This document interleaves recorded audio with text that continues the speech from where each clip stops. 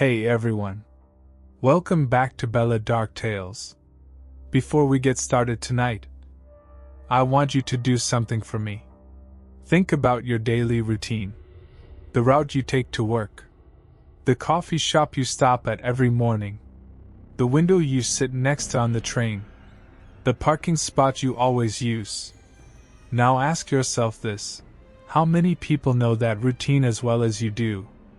Because in every story I'm about to share with you tonight, someone did.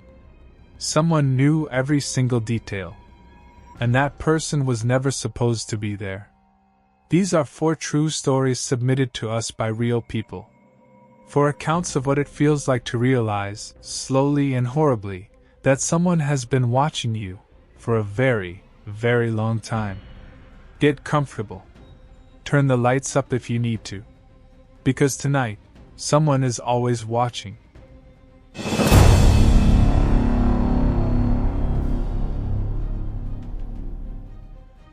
This story was submitted to us by a woman named Kara.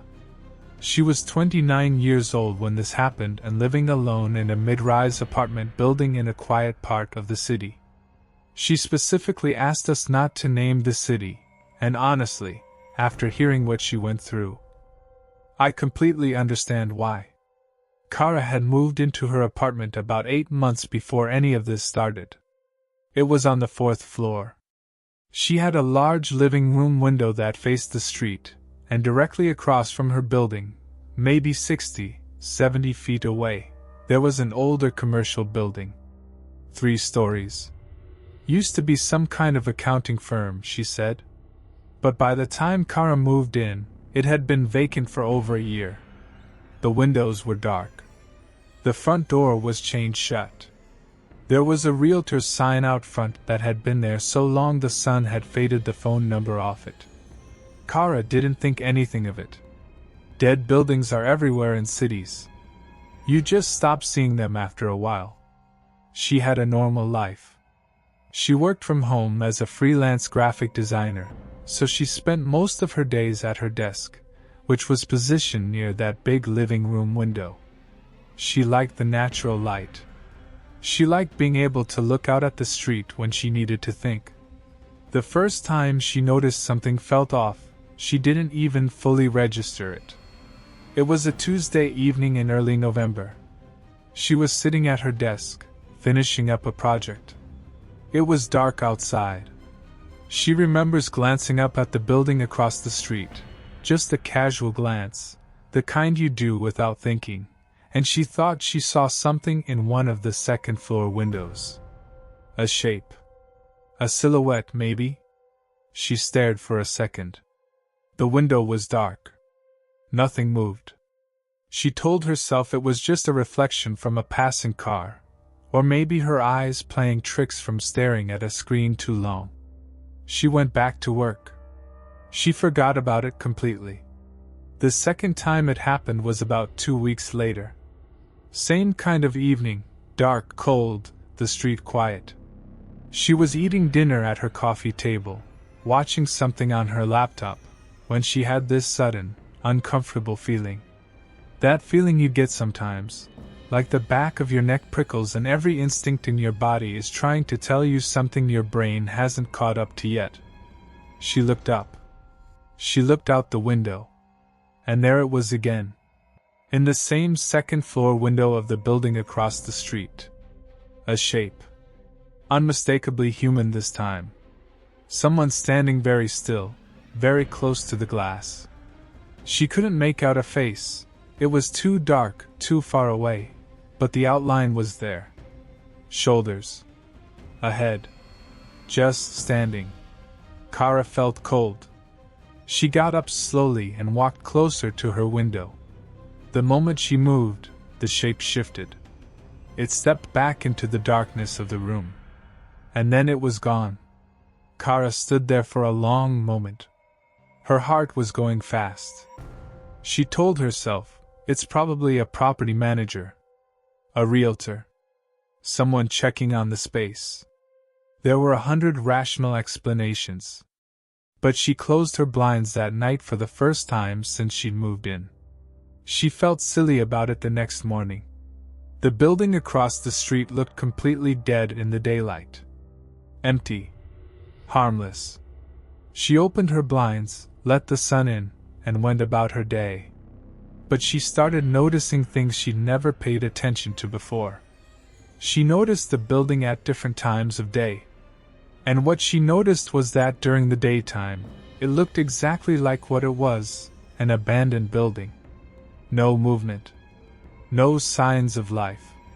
But in the evenings, after it got dark, she started seeing it again. Not every night. But often enough.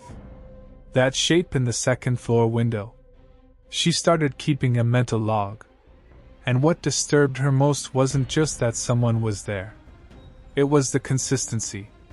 The shape was always in the same window. Always on the same side of the room.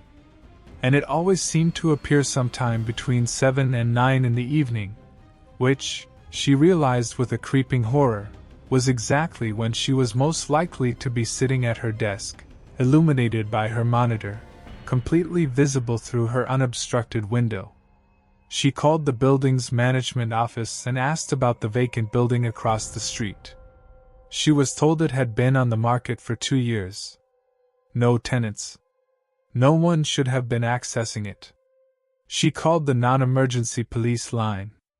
An officer came out, looked at the building, confirmed the front entrance was still chained, and told her there was no sign of a break-in. He said it was probably squatters and that he'd flag it for a patrol to keep an eye on. That made her feel a little better. For a few days. Then it happened again. Except this time, Kara had left her blinds open specifically to watch. She sat on her couch in the dark, no lights on, no monitor glowing, and she waited. At 7:42 p.m., the shape appeared. And this time, because she had her eyes adjusted to the dark, and she was looking directly at it, she noticed something she hadn't before. The shape wasn't just standing there staring randomly. It was positioned at a very specific angle, tilted slightly forward. The way a person leans when they're looking at something. When they're focused. And it was looking directly at her window. But because Kara had no lights on, the figure couldn't see her. She was invisible to them. So for the first time, she got to watch them.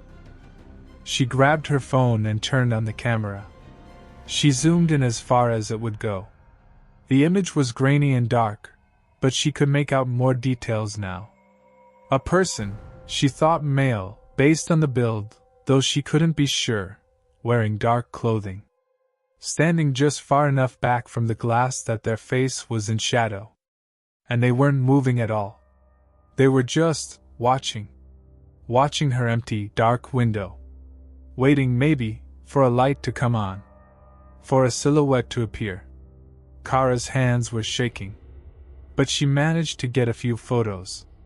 She sent them to police the next day along with a full written account of everything she'd observed over the past few weeks.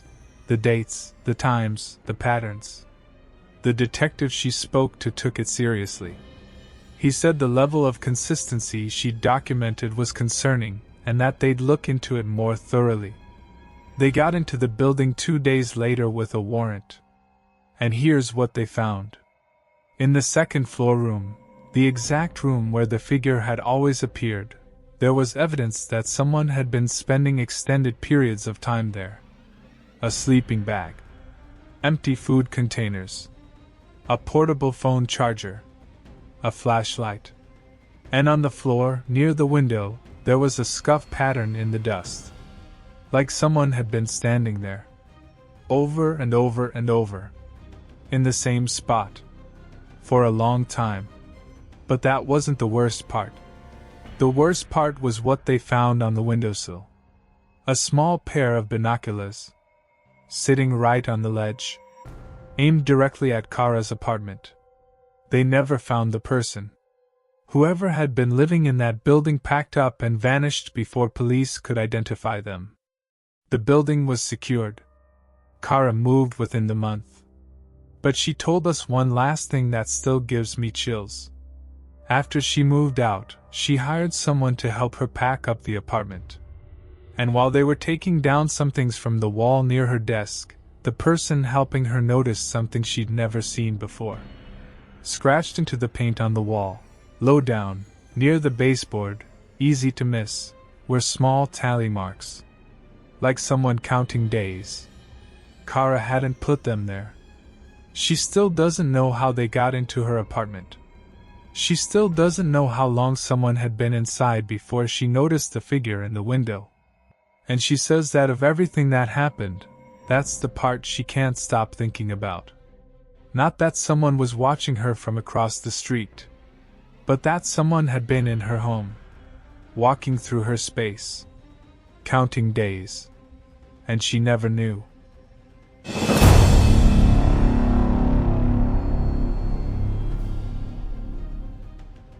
The next story comes from a woman named Priya. She was 22 at the time, a junior in college, living off campus in a small house she shared with 2 other girls. She was studying pre-law, working part-time at a campus coffee shop 3 days a week, and by her own description, she had a very routine, very predictable daily schedule. She left the house at the same time every morning. She took the same route to campus. She parked her car in the same spot. She finished her shift at the coffee shop at the same time every Tuesday, Thursday, and Saturday. Routine, she would later tell police, was the thing that made her easy to follow. It started in February. She noticed a car for the first time, a dark blue sedan, nothing remarkable about it, parked on her street in the early mornings when she left for campus. She didn't think anything of it. Lots of cars park on residential streets. She noticed it a second time because she happened to glance at it and thought she saw someone sitting in the driver's seat.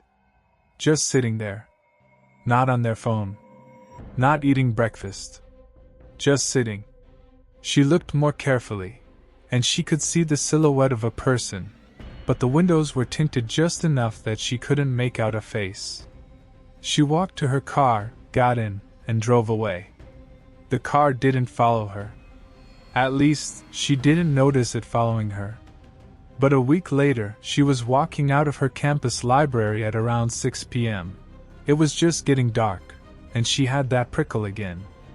That feeling on the back of her neck. She turned around. A man was walking behind her, maybe 30 feet back. Average height. Dark jacket. Ball cap pulled down over his face. She told herself she was being paranoid. Campus was full of people. She stopped to adjust the strap on her bag. A trick she'd read about once. If someone's following you, stopping forces them to make a choice. Either they stop too, which is obvious, or they keep walking and pass you, which gives you a good look at them. The man stopped. He turned slightly, like he was looking at a sign on a nearby building. And then, after a moment, he turned around and walked the other way. Priya didn't sleep well that night. Over the next 3 weeks, she saw him 3 more times. Once near the coffee shop where she worked, standing across the street looking at his phone. Once in the parking lot of the grocery store she used, 2 rows over, loading nothing into his car. And once, and this is the one that broke her, once outside her house. She came home late from a study group, around 10:30 on a Wednesday night. The street was quiet. She was getting out of her car when she looked down the block and saw someone standing on the sidewalk about 4 houses down. Just standing there. In the dark. Looking toward her house. She got inside as fast as she could. She told her roommates that night. To their credit, they believed her. They didn't brush it off. One of them, a girl named Danny, suggested she start keeping a log. Photos when she could get them, times and locations, descriptions. Priya did exactly that. And when she laid it all out over the next 2 weeks, the pattern was undeniable. This person knew her schedule. He wasn't just stumbling across her in random places. He was showing up exactly where she was supposed to be, exactly when she was supposed to be there. Which meant he had either watched her long enough to learn her routine by heart, or he had access to information she didn't know she was giving him. She went back through her social media. Her Instagram was set to public. And when she looked at it with fresh eyes, she realized just how much of her routine she'd accidentally broadcasted. A photo outside the coffee shop with a location tag. A story showing her study group's location. A check-in at the library. Posts after post showing exactly where she was and when. She made everything private immediately. Changed her routes to campus. Started varying her schedule. And for 2 weeks, nothing. No sightings. No blue sedan on her street. She started to breathe again. Then she got the message. It came through Instagram's message request folder. From an account with no profile picture and a name that was just a random string of numbers. The message said only 4 words. I can still see you. Priya went straight to campus police and then to local police with everything. The log, the photos, the screenshots, the message. A detective took the case. They traced the Instagram account, which had been made using a temporary email and a VPN. They pulled surveillance footage from cameras near the coffee shop and the library. They identified a man. He was 34 years old. He had no prior criminal record. He lived 12 minutes from Priya's house. When police searched his home, they found printed photographs of Priya, taken from a distance, in public spaces, on multiple different days. Some of them were from months before she'd first noticed the car. He had been watching her for at least 5 months before she ever registered his existence. He was arrested and charged with stalking. At his hearing, Priya found out something that turned her stomach. She didn't know this man. Had never met him. Had never spoken to him. He had first seen her at the coffee shop where she worked, a customer, just a face, and something about that encounter had set something off in him. He had followed her home that day, and then he'd kept coming back. For 5 months she had served him coffee and smiled and had no idea. Priya transferred schools the following semester. She told us she doesn't use location tags anymore. She doesn't post anything that shows where she is in real time. She varies her routes, her timing, her habits. She said the hardest part isn't the fear that it could happen again. It's knowing it was already happening long before she felt afraid. That there was a version of her life running parallel to her real one. A version she knew nothing about, where someone was documenting her every move. And she went on smiling and making coffee, completely unaware.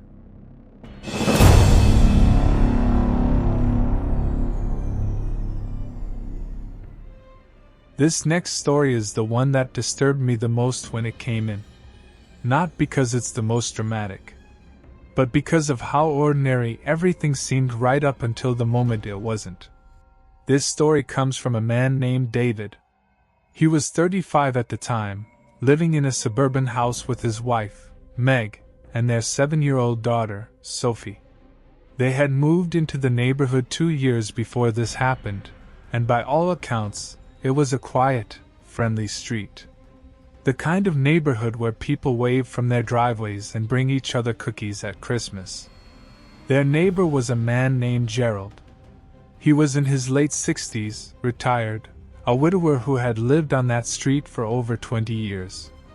He was, by every outward appearance, the perfect neighbor. He was kind. He was helpful.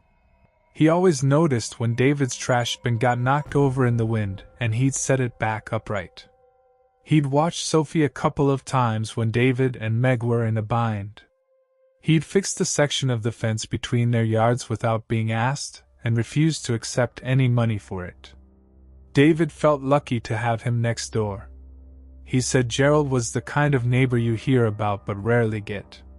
The first crack appeared one afternoon in June. Meg was home alone. David was at work, Sophie was at school, and she was in the upstairs hallway when she noticed that the little smoke detector near the bathroom looked slightly different than she remembered. Normally she wouldn't have thought twice about it. But she just read an article that week about a local burglary where the criminal had been casing the house, and she was in a slightly more observant headspace than usual. She looked more closely. The smoke detector had a tiny, almost invisible lens, barely the size of a pinhead, positioned in a way that looked out over the hallway. Meg's hands went cold. She got up on her tiptoes and looked more carefully, and she could see a thin wire running behind the device that shouldn't have been there for a standard battery-powered alarm. She called David at work. He came home immediately. They searched the house. Methodically. Every room. Every corner. They found 4 more devices. One in the living room ceiling fixture. One built into a power strip in the kitchen. One behind a picture frame in Sophie's bedroom, and one in the master bedroom, disguised inside a digital clock on the dresser. David called 911. He was shaking so hard when he dialed that he almost dropped the phone. Police arrived and confirmed what they were looking at. Hidden cameras. Wireless. Capable of transmitting video remotely. Meaning whoever had placed them hadn't needed to be in the house to watch the footage. They'd been watching in real time. From anywhere. The investigation focused on who'd had access to the house. And when police started working through the timeline, looking at when the devices could have been installed, based on wiring and placement, they kept coming back to one thing. Every access point lined up with a time when Gerald had been in the house. Gerald, who had dog-sat for them twice. Gerald, who had come in to water plants when they went on vacation. Gerald, who had come in to fix the kitchen faucet that one afternoon in March because he'd offered and David had said sure, thanks, the key's under the mat, I'll leave the mat flipped over. When police went to Gerald's house, he wasn't there. He'd left sometime that morning. His car was gone. His phone was going to voicemail. They searched his home with a warrant. What they found in Gerald's spare bedroom stopped every officer cold. There was a desk with 2 computer monitors. And on those monitors, on a dashboard that was still active, still running, were live feeds from inside David's house. From the cameras that were still in place. Police were looking at a real-time view of David's living room, his kitchen, his daughter's bedroom.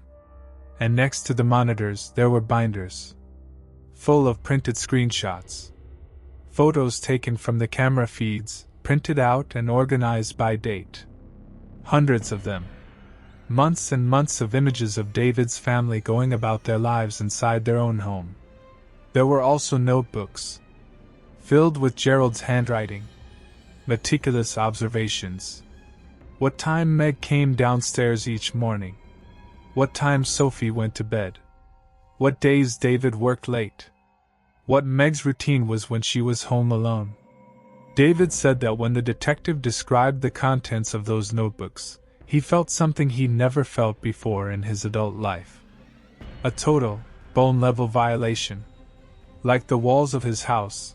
The place that was supposed to be the safest place on earth for his family, had never existed at all. Gerald was apprehended 4 days later in another state. He was extradited and charged with multiple felonies. At trial, his defense offered no coherent explanation for what he had done. He had no apparent motive beyond obsessive, voyeuristic fixation on the family next door. He was sentenced to prison. David and Meg sold the house. They moved far away and started over. They did a full security sweep of their new home before moving a single box in. And David told us that he has never, not once since this happened, left his house key where anyone else could access it. He also told us something that I keep coming back to. He said that what haunts him most isn't the cameras. It isn't Gerald. It isn't even the binders full of photos. It's the memory of standing in his driveway, talking to Gerald, thinking what a lucky thing it is to have a neighbor like this. Smiling. Saying goodnight. Walking back into a house he didn't know was already being watched. He said he'll never forget that feeling. The feeling of not knowing. The feeling of thinking you're safe.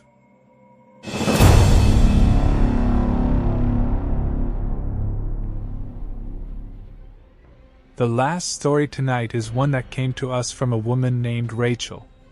And I want to be upfront. This one takes a little while to get where it's going. But I promise you, by the end of it, you'll understand why I saved it for last. Rachel was 27. She'd recently gone through a difficult breakup, 3 years, an engagement. The whole thing collapsed over about 2 months. She wasn't in a great place emotionally. She decided that what she needed was to get away completely. Reset. She'd always wanted to do one of those solo cabin retreats. The kind where you spend a week completely offline, in the woods, no social media, no drama. Just herself, nature, and some peace and quiet. She found a rental cabin through a small, independent listing, not one of the big sites. Just a local rental managed by an elderly couple who lived in the nearest town, about 14 miles away. They were warm on the phone. They sent her detailed instructions for finding the property, told her where the spare key was, how to work the wood stove, what to do if the internet went out. Yes, the cabin had internet. She specifically asked, because she wasn't fully going off the grid. She was taking her laptop. She planned to journal, maybe write, maybe watch something in the evenings. Just no social media. Just quiet. She arrived on a Friday afternoon in October. The cabin was exactly what she'd hoped for. Small, clean, surrounded by trees that had just started turning. No neighboring properties visible. A small lake through the trees. Beautiful and absolutely silent in the way that city people don't realize they've been craving until they experience it. She settled in, made dinner, read for a couple hours, went to bed feeling better than she had in weeks. Saturday was perfect. She went for a long walk in the morning, wrote for hours in the afternoon, made soup for dinner. The kind of day that reminds you that you're a person, not just a function. Sunday morning, she woke up to find an email in her inbox. This was unexpected. She hadn't told anyone the email address she made specifically for this trip. It was a fresh account, only used to contact the cabin owners. No one else had it. And the cabin owners had already emailed her twice before the trip, both times with logistical information. This email wasn't from them. The sender address was a long, random string of characters, gibberish, like an auto-generated throwaway account. The subject line was blank, and the body of the email contained 4 words. "Did you sleep well?" Rachel stared at it for a long moment. She told herself it was spam. Random targeting. She marked it as junk and closed her laptop. But she didn't feel right after that. The cabin felt less quiet. The silence had changed texture somehow. She went for another walk, told herself she was being ridiculous, came back and made lunch. That evening, she got a second email from the same address. The soup smelled good. Rachel stopped breathing. She read it again. The soup. She'd made soup. Last night. In the cabin. She stood up so fast her chair scraped back. She grabbed the fire poker from next to the wood stove, the first solid object she could reach, and she went through the cabin room by room, opening every closet, checking under the bed, looking in every corner. She was shaking so hard she could barely grip the poker. The cabin was empty. Every window was latched. The front door had been locked all evening. She checked the back door. Locked. She tried to call the cabin owners. No answer. It was after 9 p.m. She tried to call 911 and got a message saying cell service was unavailable in her location. The cabin had a landline, and she called the local police on it. A deputy said he'd send someone out, but it would be a while. They were short-staffed and her situation, while concerning, didn't have a confirmed intruder on the premises. She sat in the center of the living room with every light in the cabin on, the fire poker across her lap, and she waited. The deputy arrived about an hour and 20 minutes later. He checked the perimeter with a flashlight. He found no one. No footprints outside the windows. No signs that anyone had been trying to get in. He suggested the emails might be a prank, someone who'd gotten her email address somehow, sending creepy messages for a reaction. He wasn't dismissive exactly, but she could tell he thought this was more likely a weird internet troll situation than a physical threat. He told her to lock everything and call back if she saw or heard anything concrete. Then he left. Rachel did not sleep that night. By Monday morning, she had made the decision to leave. She was going to pack up and go. She started gathering her things. And while she was pulling her toiletries off the bathroom shelf, she noticed something. The little Bluetooth speaker she'd brought with her, the one she used to play music while she got ready in the mornings, was sitting on the bathroom shelf where she'd left it. But the small indicator light on its side, which she knew was only lit up when the device was connected to something, was on. Rachel had not connected it to anything since she arrived. She walked over to it slowly, picked it up, looked at the back. There was a tiny device plugged into the charging port. A small, flat dongle. She'd never seen it before. She hadn't put it there. She dropped the speaker and backed out of the bathroom.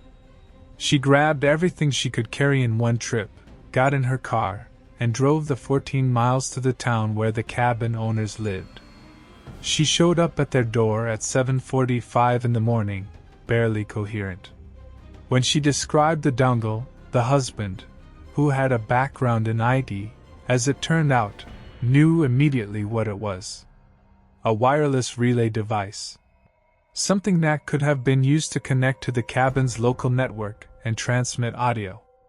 Maybe video too, if it had the capability. But more than that, it told them something else. For that device to be on Rachel's Bluetooth speaker, someone had to have put it there. Someone had to have been inside the cabin. And based on Rachel's account of when she'd first used the speaker, Saturday morning, it had been placed there before she woke up that day. While she was sleeping, police launched a full investigation. They found evidence of a disturbed window latch on the far side of the cabin, not obviously forced, but when examined closely, it had clearly been manipulated. Someone had gotten in through that window, probably more than once. They never fully identified who sent the emails. The accounts were untraceable, and no suspect was ever definitively charged. But investigators did find one thing at the property. In a hollow beneath a tree about 40 meters from the cabin, a small, weathered wooden box. Inside it were a handful of items. A folded piece of paper with Rachel's name on it, and several photographs. Photos of the cabin, taken from the outside at night. The windows lit up from within. The silhouette of a person moving around inside. The photos were dated, going back 3 weeks. 3 weeks before Rachel had even booked the cabin. Whoever had been watching that place had known she would be coming before she did. How? To this day, no one can say for certain. One theory is that the listing was being monitored, that someone was watching rental inquiries. Another is that Rachel was targeted specifically, though she has no idea why or by whom. She hasn't done a solo trip since. She told us she still checks the Bluetooth devices in any space she stays in. She checks for anything plugged into anything. She checks window latches. She said the part she replays most is waking up Saturday morning, making breakfast, playing music on that speaker, feeling, for the first time in months, genuinely at peace. All while someone had already been inside her safe place. Already watching. Already listening. Already there. For stories. For different people. For completely different situations. And one thing tying them all together. Someone who believed they had the right to watch without being seen. Someone who turned another person's life into something to observe, a show to follow, a schedule to track, a window to stare through. If tonight's stories have done anything, I hope they've made you a little more aware. Not paranoid. Just aware. Pay attention to the things that feel slightly off. Trust the prickle on the back of your neck. And if something doesn't sit right, document it, report it, don't ignore it. Because the scariest part of every story we shared tonight wasn't the moment each person found out. It was everything that had already happened before they knew to be afraid. Which story scared you the most? Comment below and let us know. And if you haven't already, please subscribe for more true horror stories every week. And if you have a story of your own, something that happened to you, something you witnessed, something that still keeps you up at night, we want to hear it. Send it to us at belladarktales@gmail.com. Until next time, stay safe. Stay aware. And remember to check your windows before you close your blinds tonight.